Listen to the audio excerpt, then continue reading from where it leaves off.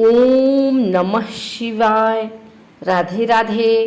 आइए सुनते हैं श्रावण मास महात्म्य का दूसरा अध्याय। ईश्वर बोले, हे महाभाग, आपने उचित बात कही है। हे ब्रह्मपुत्र, आप विनम्र, गुणी, श्रद्धालु तथा भक्ति संपन्न श्रोता हैं। हे अनग, आपने श्रावण मास के विषय में विनम्रता पूर्वक जो पूछा है उसे तथा जो नहीं भी पूछा है वह सब अत्यंत हर्ष तथा प्रेम के साथ मैं आपको बताऊंगा। द्वेष ना करने वाला सबका प्रिय होता है और आप उसी प्रकार के विनम्र हैं, क्योंकि मैंने आपके अभिमानी पिता ब्रह्मा का 5वां मस्तक काट दिया था, तो भी आप उस द्वेष भाव का त्याग कर मेरी शरण को प्राप्त हुए हैं। अतः हे तात, मैं आपको सब कुछ बताऊंगा, आप एकाग्रचित होकर सुनिए। हे योगी, मनुष्य को चाहिए कि श्रावण मास में नियम पूर्वक नक्त व्रत करे और पूरे महीने भर प्रतिदिन रुद्राभिषेक करे। अपनी प्रत्येक प्रिय वस्तु का इस मास में त्याग कर देना चाहिए। पुष्पों, फलों, दातों, तुलसी की मंजरी तथा तुलसी दलों और बिल्व पत्रों से शिव जी की लक्ष पूजा करनी चाहिए। 1 करोड़ शिवलिंग बनाना चाहिए और ब्राह्मणों को भोजन कराना चाहिए। महीने भर धारण पारण व्रत अथवा उपवास करना चाहिए। इस मास में मेरे लिए अत्यंत प्रीतिकर पंचामृताभिषेक करना चाहिए। इस मास में जो जो शुभ कर्म किया जाता है वह अनंत फल देने वाला होता है। हे मुने, इस माह में भूमि पर सोए ब्रह्मचारी रहें और सत्यवचन बोलें। इस मास को बिना व्रत के कभी व्यतीत नहीं करना चाहिए। फलाहार अथवा हविष्यान ग्रहण करना चाहिए। पत्ते पर भोजन करना चाहिए। व्रत करने वाले को चाहिए कि इस मास में शाक का पूर्ण रूप से परित्याग कर दे। हे मुनि श्रेष्ठ, इस मास में भक्ति युक्त होकर मनुष्य को किसी न किसी व्रत को अवश्य करना चाहिए।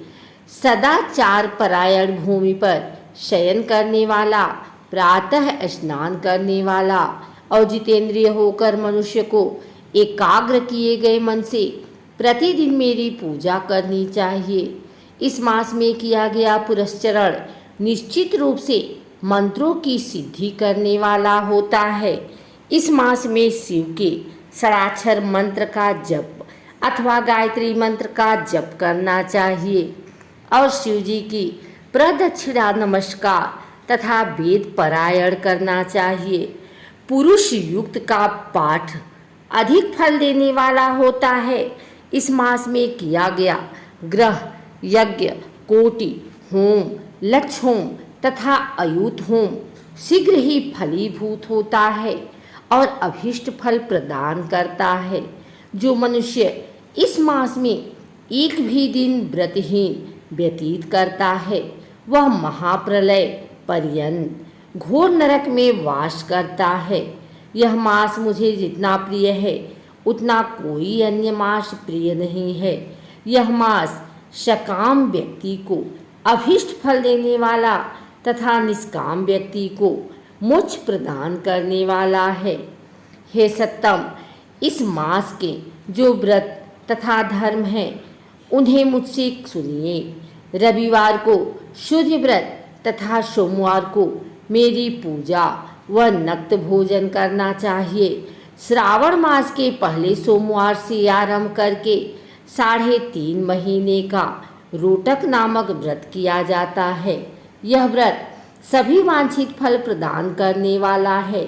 मंगलवार को मंगल गौरी का व्रत, बुधवार व बृहस्पति के दिन इन दोनों वारों का व्रत, शुक्रवार को जीवंतिका व्रत और शनिवार को हनुमान तथा नरसिंह का व्रत करना बताया गया है।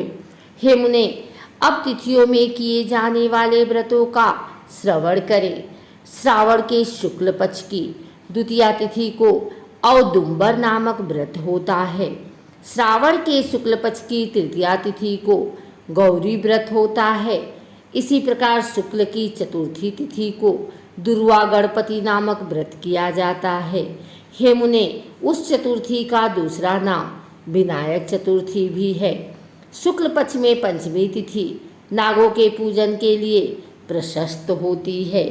हे मुनि श्रेष्ठ, इस पंचमी को रौरव कल्पादि नाम से जानिए। षष्ठी तिथि को सुपौदन व्रत और सप्तमी तिथि को शीतला व्रत होता है।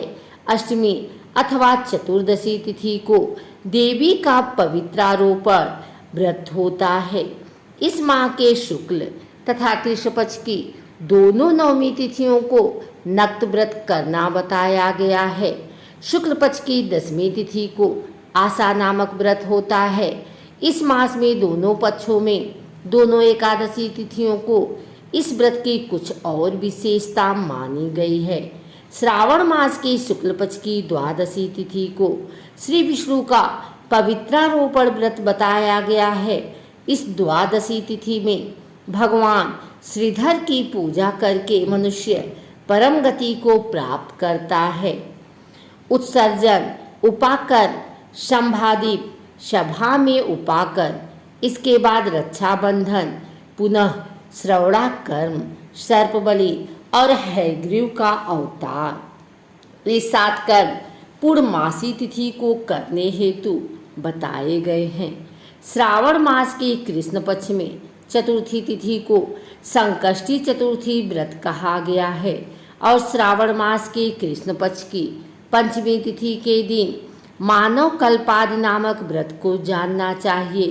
हे द्विजोत्तम, कृष्ण पक्ष की अष्टमी तिथि को श्री कृष्ण का पूर्णावतार हुआ। इस दिन उनका अवतार हुआ, अतः महान उत्सव के साथ इस दिन व्रत करना चाहिए। हे मुनि श्रेष्ठ, इस अष्टमी को मनवादि तिथि जानना चाहिए। श्रावण मास की अमावस्या तिथि को पिठौरा व्रत कहा जाता है। इस तिथि में कुशों का ग्रहण और वृषभों का पूजन किया जाता है। इस मास में शुक्ल पक्ष की प्रतिपदा तिथि से लेकर सब तिथियों के पृथक पृथक देवता हैं। प्रतिपदा तिथि के देवता अग्नि, द्वितीया तिथि के देवता ब्रह्मा, तृतीया तिथि की गौरी और चतुर्थी के देवता गणपति हैं। पंचमी के देवता नाग हैं और षष्ठी तिथि के देवता कार्तिकेय हैं। सप्तमी के देवता सूर्य और अष्टमी के देवता शिव हैं। नवमी की देवी दुर्गा, दसवीं के देवता यम और एकादशी तिथि के देवता विश्वदेव कहे गए हैं। द्वादशी के विष्णु तथा त्रयोदशी के देवता कामदेव हैं। चतुर्दशी के देवता शिव, पूर्णिमा के देवता चंद्रमा और अमावस्या के देवता पितृ हैं। ये सब तिथियों के देवता कहे गए हैं। जिस देवता की जो तिथि हो उस देवता की उसी तिथि में पूजा करनी चाहिए। प्रायः इसी मास में अगस्त्य का उदय होता है। हे मुने, मैं उस काल को बता रहा हूँ, आप एकाग्रचित होकर सुनिए। सूर्य के सिंह राशि में प्रवेश करने के दिन से जब 12:40 घड़ी व्यतीत हो जाती है तब अगस्त्य का उदय होता है। उसके 7 दिन पूर्व से अगस्त्य को अर्घ्य प्रदान करना चाहिए। 12 मासों में सूर्य पृथक पृथक नामों से जाने जाते हैं। उनमें से श्रावण मास में सूर्य गभस्ति नामक वाला होकर तपता है। इस मास में मनुष्यों को भक्ति संपन्न होकर सूर्य की पूजा करनी चाहिए। हे सत्तम, चारों मासों में जो वस्तुएं वर्जित हैं उन्हें सुनिए। श्रावण मास में साग तथा भाद्रपद में दही का त्याग कर देना चाहिए। इसी प्रकार अश्विन में दूध तथा कार्तिक में दाल का परित्याग कर देना चाहिए। यदि इस मासों में इन वस्तुओं का त्याग नहीं कर सके तो केवल श्रावण मास में ही उक्त वस्तुओं का त्याग करने से मानव उसी फल को प्राप्त कर लेता है। हे मन्मथ, यह बात मैंने आपसे संक्षेप में कही है। हे मुनि श्रेष्ठ, इस मास के व्रतों और धर्मों के विस्तार को सैकड़ों वर्षों में भी कोई नहीं कर सकता। मेरी अथवा विष्णु की प्रसन्नता के लिए संपूर्ण रूप से व्रत करना चाहिए। परमार्थ की दृष्टि से हम दोनों में भेद नहीं है। जो लोग भेद करते हैं वे नरकगामी होते हैं।